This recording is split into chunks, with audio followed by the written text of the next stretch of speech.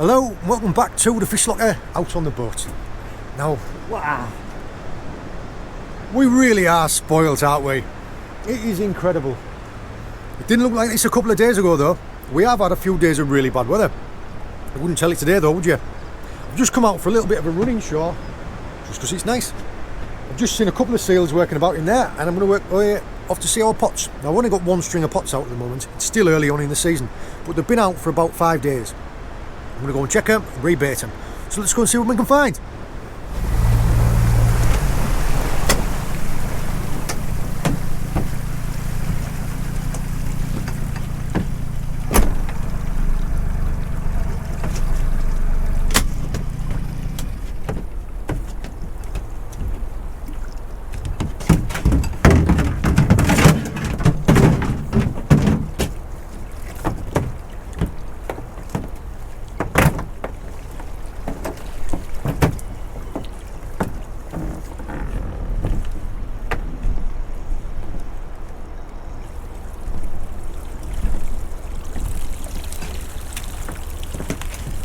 One lobster and 4 crabs.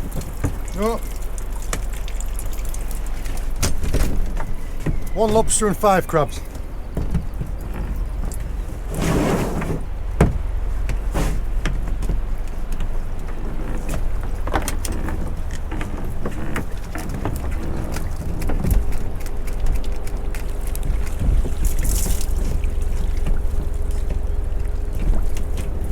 This one's just full of crabs.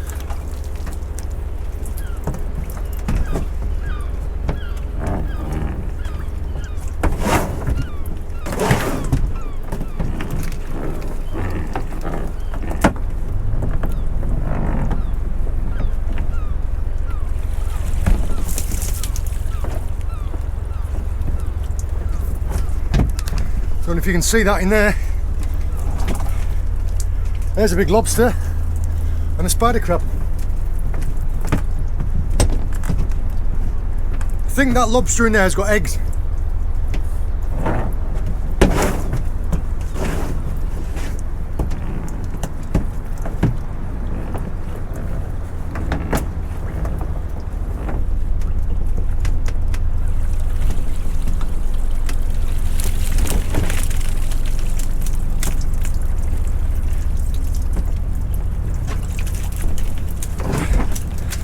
Right. Whew. Tell you I haven't been doing that for a while. Let's have a look what we've got. First off, a nice cock crab, nice male crab. Oh, let go. Latched hold of the pot. Yeah, if you can see there, look. You have to be careful when you're trying to pull them off anything, because if you pull the body and you don't hold on to the arms or the legs, it just pulls the arms and legs off. I'll give him 2 seconds to let go himself. And a little wick velvet crab.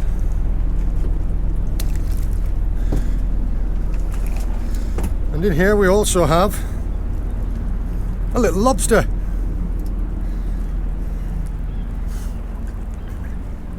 We've got a little male. People have said to me before about handling lobsters. It's not really the big ones that you want to watch out for. It's these little tiny ones. These are loads faster. You'll get nipped off a smaller one before you'll get nipped off a bigger one. Right. I'll just talk to you about that. I'm just going to get this guy off. If I can get this guy off. Stop being a sod. There we go. I'll give him a measure. He's probably about legal size. Show you how to measure them in just a second.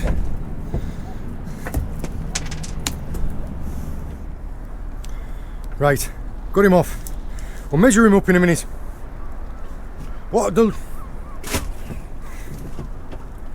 this little guy, I know he's undersized. Minimum landing size in my area is 90mm. He's probably going to be 75, something like that.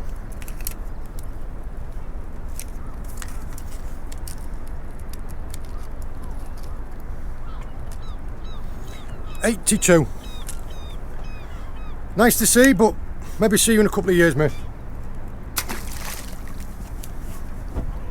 Right.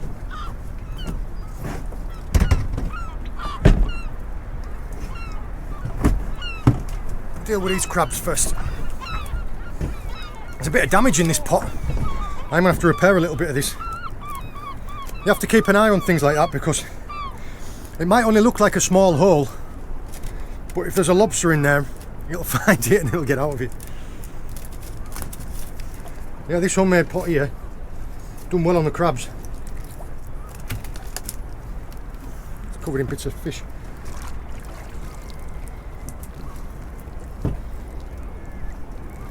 Another male. We see here the difference in size of claws. That'll be his original. He'll have lost this one a couple of years ago, and he's maybe last season he's grown it back.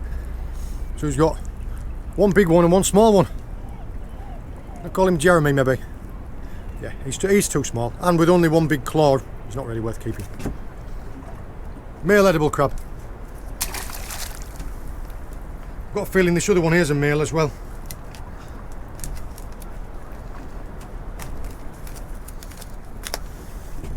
Yep, same again. One claw, a bit small. And I think this one up here is going to be a female.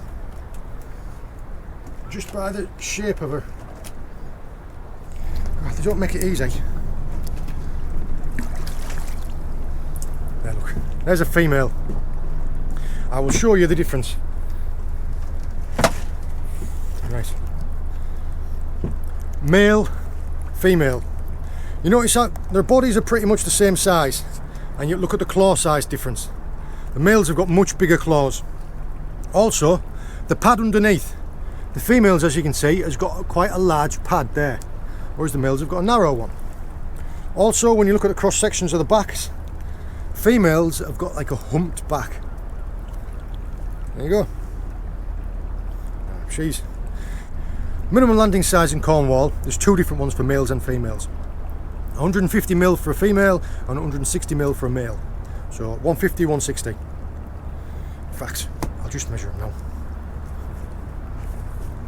All you've got to do is you just measure straight across the back. Like that. From one side to the other. 145. Too small.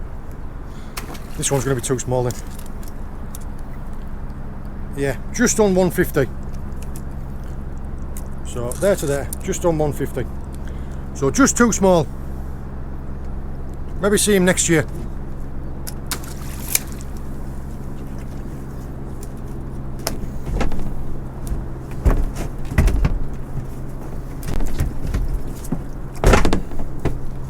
This one's just got stacks of little ones in. 1, 2, a velvet with no claws,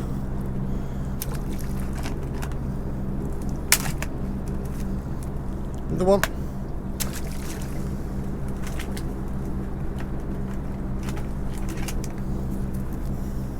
another one, little male. Yeah, he's not long since peeled as well. Too small.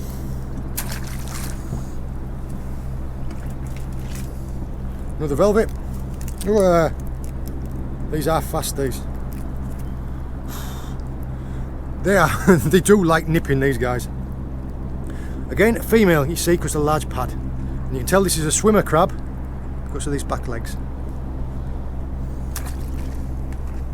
And another little lobster. This time it is a female. Gorgeous colours on them, aren't they? Yeah, still way too small. This one's going to be, yeah, probably say 80mm.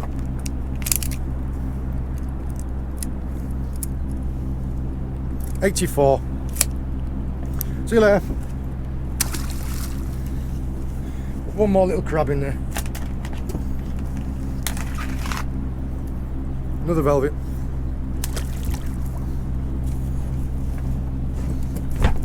Right. Let's have a look at this one then. My homemade pot has done the business again. Don't know how well you can see that, but it's got a massive lobster in there and a spider crab.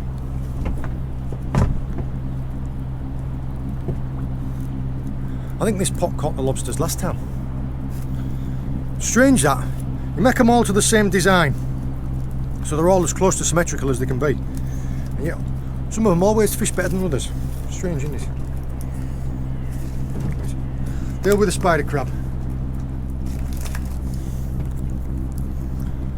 A little male spider crab.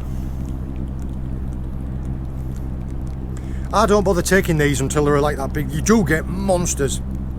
I mean, these claws here, some of them are like that big. See you later.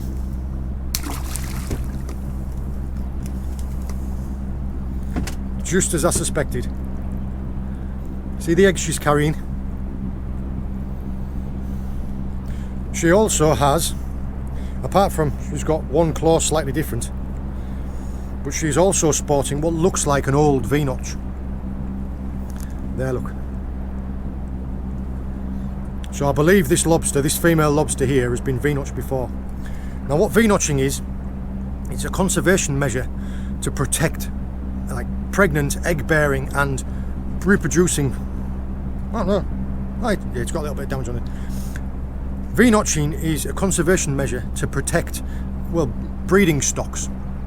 You can V-notch both males and females, but generally it's just females, and it's females carrying eggs. There is a bylaw protecting egg-bearing lobsters. You aren't allowed to land these anyway, but sometimes they're marked in their tail with a V, and that protects them from being landed.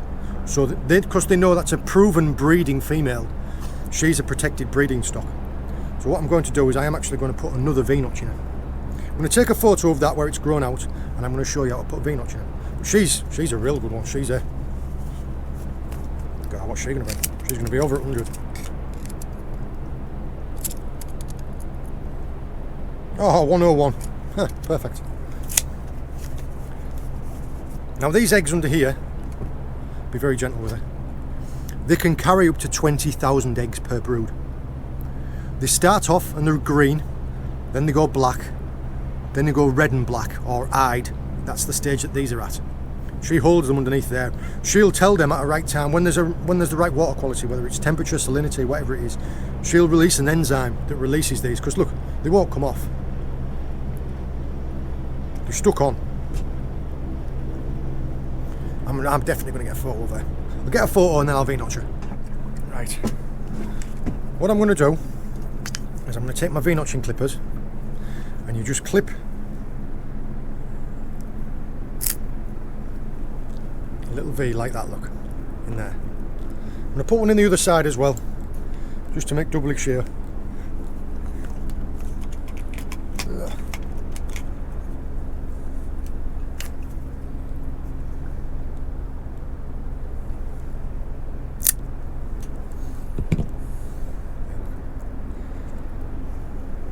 Two V-notches. That will protect her now for possibly another 5 or 6 years. So that could be 60,000 eggs. Those two little notches there. Fantastic, isn't it? There you are. Got a massive claw on her, hasn't she?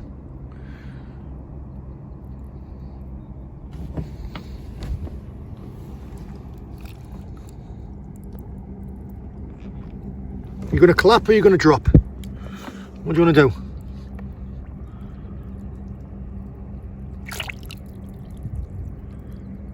Where are you going?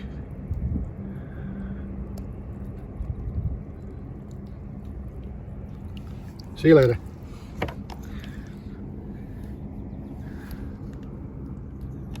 I tell you what, clarity is fantastic. I still see her going. In fact, can see her going down there on the sounder. That's the lobster dropping to the bottom. There we are. I've rebaited the pots. I've mended that little bit of damage. I'm going to get them shot away.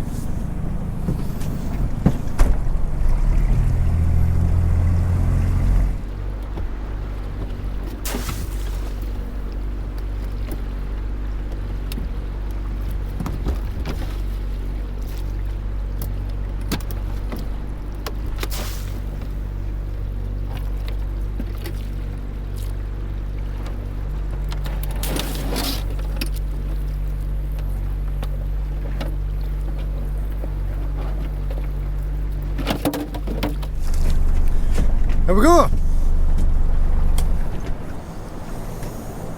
Well, no keepers, but some lovely lobsters there as well, especially that buried hen. I hope this has been interesting for you. I've had a nice time. All the very best. See you later.